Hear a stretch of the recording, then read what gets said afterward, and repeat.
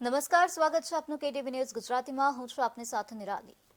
તો કપડવંજની વાત કરીએ તો કપડવંજમાં લૂંટ વિથ મર્ડરનો બનાવ બન્યો હતો.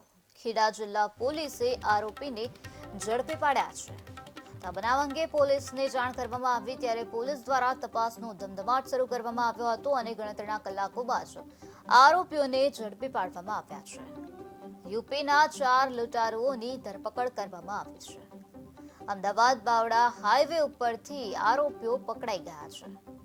પોલીસે 250 સીસીટીવી તપાસ્યા હતા ત્યારે સીસીટીવીથી હત્યારાની ઓળખ થઈ છે. 2 આરોપીઓ ગુનાહિત ઇતિહાસ ધરાવે છે. રાજકોટ હાઈવે ઉપર લૂંટનો ઇરાદો વ્યક્ત કરવામાં આવ્યો હતો.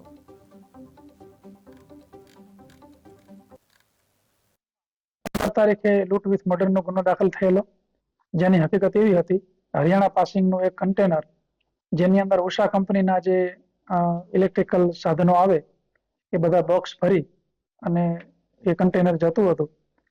અને એ કન્ટેનરના જે વાહન ચાલક છે દેવેન્દ્રસિંહની ડેડ બોડી એના કેબિનમાંથી મળેલી. ત્યાં એક હોટલ છે, હોટલના કેમ્પસમાંથી. તો જ્યારે પોલીસને મેસેજ મળ્યા એટલે તાત્કાલિક પોલીસ પહોંચેલી અને ગુનો દાખલ કરી અને સત્વરે આની અમે કામગીરી ચાલુ કરેલી, કારણ કે ખૂબ જ ગંભીર બનાવ હતો. લૂંટ વિથ મર્ડર ને ખૂબ મોટા પ્રમાણમાં મુદ્દામાલની લૂંટ થયેલી હતી અને જે મરણ જનાર વ્યક્તિ હતો ડ્રાઈવર, એના હાથ અને પગ બાંધી અને એનું બ્રુટલ મર્ડર કરવામાં આવેલું. અમે ટોટલ 7 ટીમો બનાવેલી. 7 ટીમની અંદર એલસીબીની ટીમો, એસઓજીની અને લોકલ પોલીસની.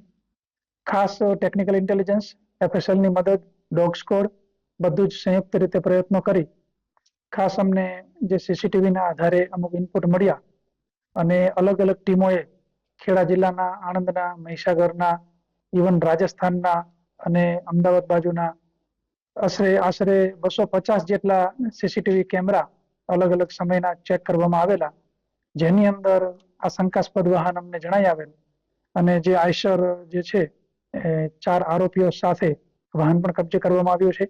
જે વાહન લઈ અને આ લોકોએ કન્ટેનરનો પીછો કરેલો અને જે જગ્યાએ કન્ટેનર ચાલક ઉભો રહ્યો હતો જમવા માટે અને જમીને જ્યારે પાછો પોતાની કેબિનમાં જઈ અને આરામ કરવા જતો હતો એ દરમિયાન એનું મર્ડર કરી નાખેલું. અને ત્યારબાદ આ 4 પૈકીના એક વ્યક્તિ આ કન્ટેનર ચલવી અને આગળ એક બીજી હોટલના સુમસામ કેમ્પસ હતું ત્યાં લઈ ગયેલા અને ત્યાંથી પોતાની આઈશરની અંદર આ પાછળ જે ખોલી અને જે સીલ હોય છે કન્ટેનરમાં પાછળ, એ તોડી અને ખોલી અને બધું લૂંટ કરેલો મુદ્દામાલ. અમુક મુદ્દામાલ આરોપીઓ પાસેથી મળેલ છે અને ટોટલ 4 આરોપી પકડવામાં આવેલ છે